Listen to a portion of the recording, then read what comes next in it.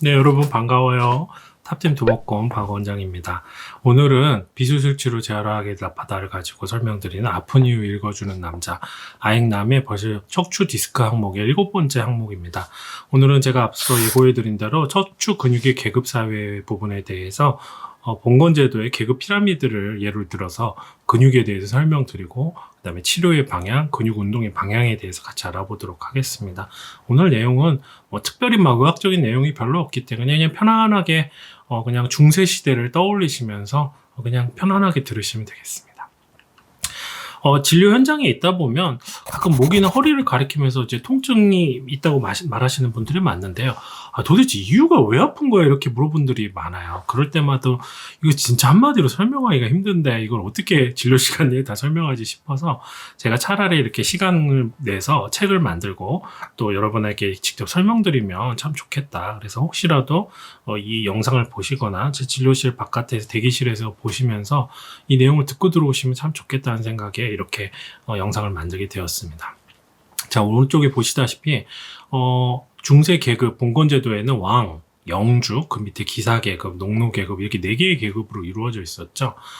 근데 중세 시대에 제일 바깥에 그러니까 사는 이제 덩치 크고 게으른 영주 집단이 있었는데요. 제일 바깥이라는 것은 우리 몸에서 제일 바깥을 말합니다. 그래서 우리 몸의 제일 바깥에 있는 근육들은 영주 집단처럼 자기가 일하고 싶을 때만 일하고 평상시에는 쉬는 편안한 귀족 같은 근육이죠. 예를 들면 우리 팔 같은 근육 한번 생각해 보세요. 평상시에 안 쓰고 지금도 가만히 있잖아요. 근데 뭔가 사용을 할 때 잠깐 팔을 들지만 우리가 팔을 이렇게 들고 5분, 10분 버티기가 힘들죠. 그 뜻은 뭐냐면 얘네들은 사용하고 싶을 때만 하고 평상시에는 쉬어줘야 되는 근육이죠. 지구력이 굉장히 떨어져요.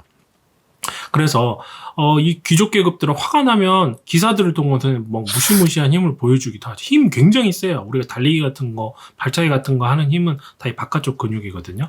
그래서 그 몸속에 있는 가장 깊은 곳에 있는 농노 계급들은 이 바깥쪽 근육들을 굉장히 두려워하고 상대도 하지 못했죠.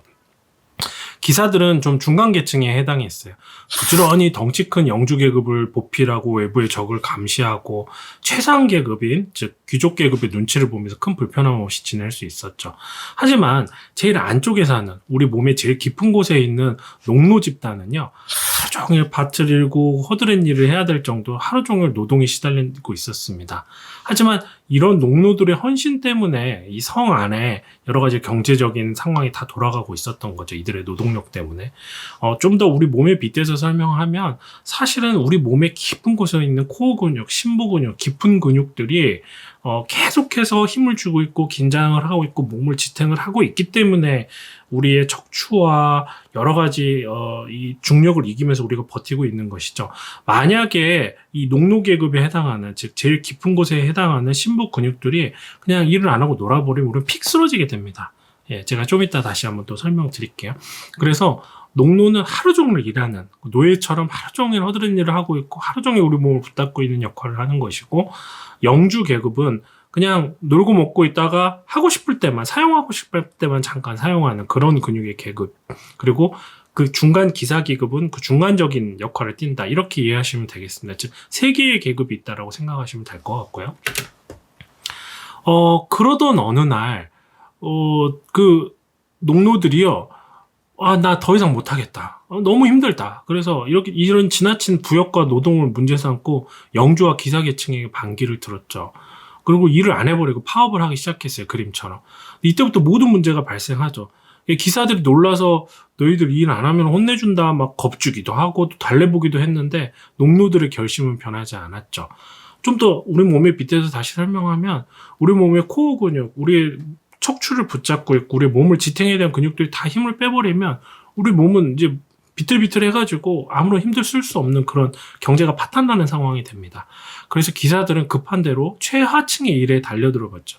중간 계층에 해당하는 기사들이 처음에는 농노들이 하던 일들을 막 달려들어서 우선 메워본 거죠. 익숙하지 않고 고되고 지쳐가고 대체도 할 수가 없는 거죠. 그래서 기사들 동안 영주에 대한 불만이 그동안 있었고 이런 것들이 계속 쌓이다 보니까 아유 농노들 편 나도 코어 근육하고 똑같이 나도 못해 먹겠다 하고 더 이상 아무 일도 하지 않은, 그러니까 농노의 편에 서버리게 됐죠. 이렇게 하층 계급들이 다 반란을 서버리니까 이제 경제는 파탄이 나고 우리 척추의 상태나 여러 가지 정렬은 완전히 어긋나기 시작하는 거죠. 자, 제가 방금 드린 얘기가 꼭 어디 중세시대의 역사의 한 장면처럼 느껴지겠지만 이는 바로 우리 몸에서 둘러싸고 있는 근육들의 실제 이야기입니다. 아까 말했듯이 영주는 제일 바깥쪽 근육, 잘 쉬는 근육이 귀족 같은 근육이고요. 농노는 척추를 붙잡고 있지만 작지만 강한 코어 근육을 의미하죠. 그래서 아까 말씀드렸듯이 이 노예 계급이 우리 몸을 버티고 있는 순간 건데요. 우리가 서 있거나 의식을 가지고 있을 때는 훨씬 더 힘을 많이 주고요. 심지어 우리가 잠든 순간에도 체형과 척추를 곧바로 유지하고 있습니다. 제가 조금 더 이해하기 쉽게 좀 설명을 드리면 혹시 우리 버스나 뭐 기차 같은 거 타고 가면서 이렇게 의자에서 한번 잠들어 보신 적 있어요? 그러면 우리가 의식이 깨어 있을 때는 밖에 이렇게 다 이렇게 쳐다보고 차가 흔들려도 계속 이 목이 중심을 유지하고 하잖아요. 근데 만약에 잠들면 어떻게 하죠? 고개가 이렇게 툭 떨어지죠. 우리가 졸면. 네. 이게 바로 코어 근육의 움직임입니다. 그래서 바로 목의 중심부 근육이 코어 근육이 긴장을 딱 놓아버리게 되면 바로 그냥 고개가 툭 떨어지게 되거나 아니면 큰 손상을 입을 수 있는 거죠. 그래서 바로 농노로 표현했던 중심부 근육이 얘네들이 이제 파업을 일으키기 시작하면 그것이 중간 근육인 기사계급, 그 다음에 영주계급으로 계속 책임과 일이 전가되게 되죠. 그래서 바깥쪽 근육도 나름대로 이제 자본도 있고 힘도 있고 처음에는 좀 보상을 해내겠죠. 근데 이들에는 지구력과 인내심이 없어요. 그래서 하다가 도저히 나도 못하겠다 하고 금방 지쳐버려요. 그렇게 해서 나타내는 증상이 우리 몸에서는 통증으로 나타나게 됩니다.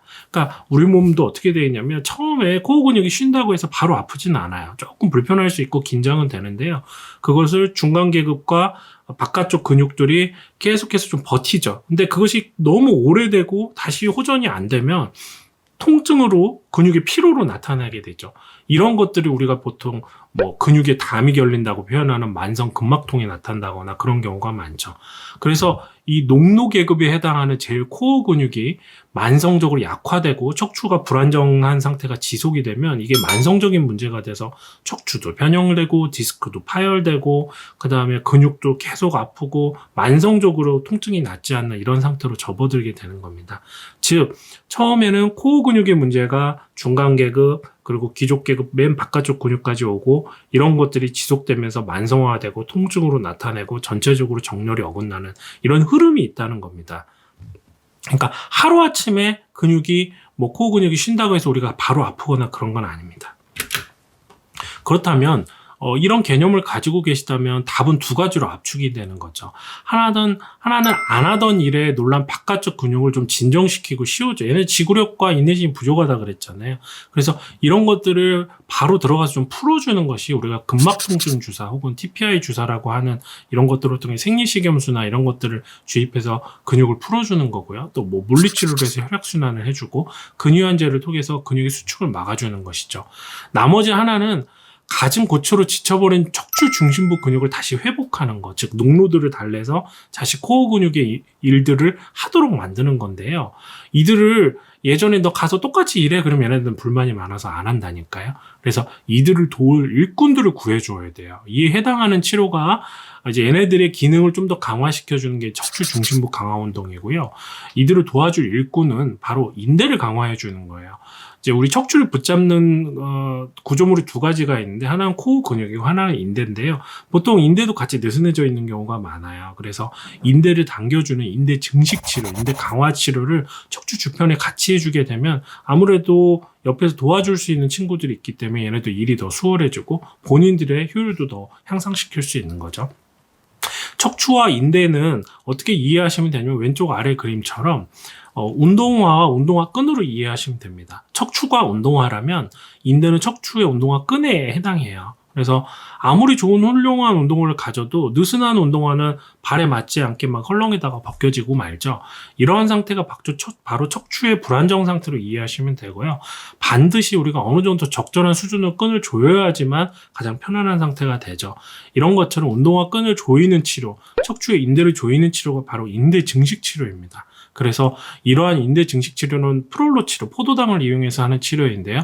중심부 근육계층을 돕는 일꾼을 우리가 확보하고 밀어 넣어주는 걸로 이해하시면 되겠습니다. 그리고 아까 코어 근육, 농로계급의 능률을 올려주는 것은 바로 오른쪽 그림 위에 그리면 대표적인 척추 안정화와 있는 플랭크 자세 같은 운동들, 또 맥켄지 운동들, 코어 근육 운동들, 이제 코어 근육 운동 중에 플랭크 자세가 한 가지인 것이죠. 가장 중요한 운동 중에 하나인데요. 이런 운동 등을 통해서 코어 근육을 회복해야 된다. 나머지 하나는 인대를 강화하는 것이다. 이렇게 이해하시면 되겠습니다. 그래서 이 내용의 이제 결론은 어떻게 되냐면 단번에 변화가 오지는 않았지만 유럽의 작은 성은, 중세시대의 성은 언젠가부터 새로 들어온 일꾼의 도움, 즉 인대 치료죠. 인대의 강화와 기존 농로들의 복귀, 코어 근육이 그 기능을 되찾음을 통해서 기사계급의 적극적인 중재, 중간계급이 이제 좀 많이 도와주는 거죠. 그래서 다시 경제가 활기가 돌기 시작했죠. 영주들, 이제 바깥쪽 근육의 계급들도 이전의 실패와 어려움을 거울 삼아서 본인들의 체력 관리도 하기 시작했고, 이제 코어 근육, 제일 안쪽에 있는 농로들의 어려운 점을 돕고 뭐 도와줄 거 없는지 좀 돌보기 시작했죠. 이제 이 성은 바깥쪽부터 안쪽까지 모든 근육들이 서로 잘 돌보면서 모범적인 상생의 공동체로 다시 태어나게 됩니다. 예. 여러분 이해하셨죠? 그럼 오늘 핵심의 내용은 바깥쪽 근육은 지구력이 없고 인내심이 없어서 금방 지친다. 물론 힘은 세고 파워는 있지만 지치기 때문에 원래 하던 일은 그 친구들은 순간적인 힘을 쓰는 것이고, 제일 코어 근육 안쪽에 있는 애들은 힘은 작지만 지속적으로 같은 자세를 유지하고 같은 노동을 반복하는 데는 도움이 된다. 그래서 각자의 역할을 잘 해야 되고, 특히 척추 같은 경우는 나이가 들면서 인대가 느슨해지기 때문에 그것을 강화하는 주사가 필요하다. 그리고 이제 이 이야기를 들으시면 그러면 내가 코어 근육 운동을 위해서 무엇을 해야 될까 궁금하신 분들이 있겠죠. 그래서 저희 그 탑 재활학과 재활운동 항목에 보시면 오른쪽에 디스크 타파 허리 맥켄지 재활운동, 허리 강화하는 이완 운동과 강화 운동, 또 거북목 재활 운동, 목 쪽에 이완 운동과 강화 운동, 또 왼쪽 아래쪽에 좀 더 연세가 있은 50세 이상의 분들은 척추 신경과 협착증이 있는 경우에는 허리 맥켄지 운동하고 조금 다른 척추 협착증 재활 운동을 저희가 영상으로 정확하게 횟수와 방법까지 다 안내하였으니까요. 이것을 보시면서 재활 치료를 하시면 될 것 같습니다. 도움이 됐는지 모르겠네요. 자, 다음으로 읽어드릴 챕터 또 소개하겠습니다. 척추 분리증과 척추 전방전이증을 다음번에 제가 소개해드릴 건데요. 가운데 그림처럼 보면 척추가 이렇게 분리가 골절이 일어나서 혹은 태어날 때부터 분리가 있어서 앞으로 밀리는 것들을 우리가 척추 전방전이증이라고 하는데요. 이런 경우에는 어떤 조금 더 다른 개념과 원칙을 가지고 치료와 운동을 가져야 되는데요. 이거에 대해서 어떻게 진단하고 치료하고 또 재활하는지 또 어려움을 가진 분들이 많아서 이 부분에 대해서도 설명드리려고 합니다. 좀 어려운 내용이었는데 머릿속에 영주와 기사, 농로로 기억하시고 운동을 따라 하시면 되겠습니다.